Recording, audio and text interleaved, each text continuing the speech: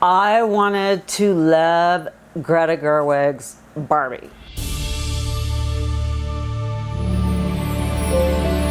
It had so much potential to really say something to little girls who want to grow up in a world where they're equal. Unfortunately, that world doesn't exist, and the movie tries to just gloss over the entire history of the world of why there's so much inequity in our culture. So here you go through this sort of comedy where her feet don't go flat, they're still in high heels, and she doesn't eat or do none of them are doing anything of import, right? And they all, including all the Kens, have smooth crotches, so no sex allowed. So that is a weird world to think about, that all the guys have the same name. I can. All the women have the same name. None of them can have sex. Like, what are they doing there? So one of the things that I liked about the film, which I didn't think I would, was I thought Ryan Gosling was hilarious. Hi, Barbie. However, Hi, Ken. one of the problems is if you look at the history of cinema, there is a formula over and over and over and over again. When men dress up like women, hilarity ensues. Mrs. Doubtfire and Tootsie and all those movies, they're comedies. But when women dress like men, they're tragedies. Boys Don't Cry, there's many others. It's not funny to the patriarchy, the people that have all the power, to see women dressed as men because we as women are a threat to the patriarchy. And if we are dressed like men and we can see and we can do and we're not static and we can walk because we're not in high heels, I mean, this is just ridiculous, especially when you think just a few years ago, Jennifer Lawrence was winning an Oscar. And because we live in such a fucked up society, she had to wear super high heels. I mean, she didn't have to, but everyone wore them. And I thought to myself, what is this with high heels? Obviously, they were made by men, because the men who win awards go running up there, ha ha ha, I won this award. And women, it's like they're crippled. They need two men, one on either side, to carry them up the stairs after they're winning an award for an accomplishment. And the fact that Jennifer Lawrence is trying to get up the stairs by herself, and she just face plants on the stairs going up, shows us that this fantasy of being in high heels and a smooth crotch and never having to eat or work or whatever is problematic in so many different ways. What's the pleasure that women are getting out there in Barbie land? I don't see any pleasure. Now, Ryan Gosling is hilarious because, one, he's super hot in real life, and you know that his whole life women have wanted him. So to see him dressed in the most ridiculous, effeminate clothes, act like a pussy-whipped guy or a clinging girlfriend, that's funny, because that is not who Ryan Gosling is. He's the opposite of that. So it's funny to see him have no power because he's in Barbie land where men don't have power.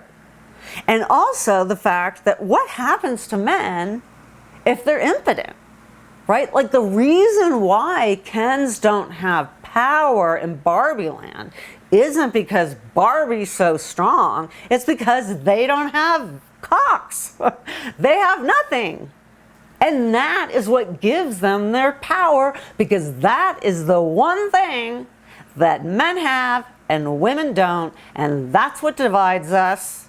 And men who have phallic symbols, which is anything longer than it is wide, it's not about looking for penises, it's about power. And if you have a penis, you have a much better chance in this world to be successful than if you don't. So to take her out of Barbie land where she had power because men couldn't rape her, they couldn't abuse her, because they didn't have any phallic power. They were humiliated, dressed like women, they acted clingy and pathetic, and who's the butt of that joke? It's not Ryan Gosling, it's women. That he's saying this is how women act. So he gets the joke, but the women are the butt of the joke. And that's when you think about racist jokes or sexist jokes or any kind of jokes, the way you can figure out, is it racist, is it sexist, is who's the butt of the joke? Who pays the price for the joke? And in this case, it's Barbie, not Ryan Gosling.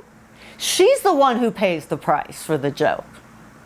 So this is not a feminist rendition of Barbie. The other problem is all of a sudden, out of nowhere, Rhea Perlman shows up as the original woman who started Barbie, like in the 40s, and just wanted to make dolls because everything was made, it was all trucks and stuff, because men were making toys and trains and for boys, but they weren't making any toys for girls except for baby dolls and fake kitchens. Like, what girl, like, why would anyone want to play with that? That's like work. That's what you have to do when you're older. It's all the stuff you don't want to do. And the men are getting to like do battleship and wars and strategy, and it's all action for the guys and it's all stasis for the women. Barbie land is a complete and utter myth. And the other reason why it is because Rhea Perlman says, you know, in the beginning, women could do 5 things.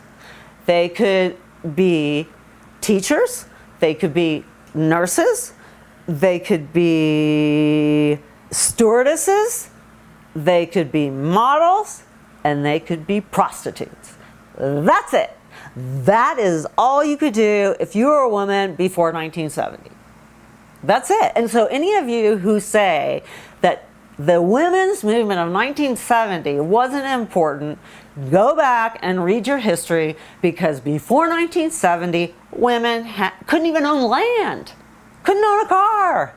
So do your research and realize that, as Rhea Perlman says, oh, and then I made an astronaut Barbie, and then I made a doctor Barbie, and then I made a surgeon Barbie, and then I made a truck driver Barbie, and then I made a president Barbie. And it's like, oh, good that these dolls get these roles.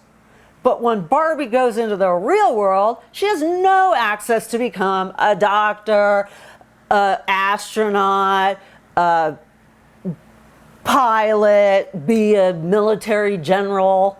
Like, those are now out, because now, no smooth crotch. She has no power.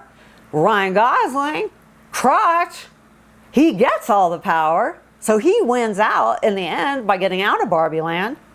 And then you think it's Greta Gerwig. She's going to have some profound ending. And instead,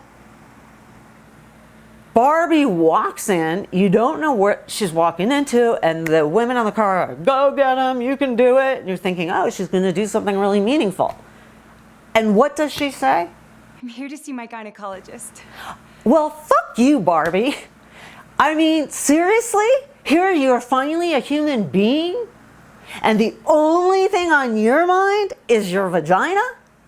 That is so ridiculous. If I went from Barbie land to real land, I would go to college. The first thing I'd be doing is going to college, or learning, or figuring out how the world works, or science, or whatever. I'm not going to go to the gynecologist to find out how my pussy works for men, how to get raped, What, anal sex? I mean, why is she going to the gynecologist? Is it because she wants to have babies? She never talks about that. All they talk about is how Barbies have these great careers. Well, you're not going to get any great career by going to the gynecologist. All she may be doing is getting birth control so she doesn't have any more fucking kids just like her. Sorry, Greta Gerwig, I love you, but your movie sucks, especially the end. And thank you for watching Frame by Frame with Janet. Hope to see you soon.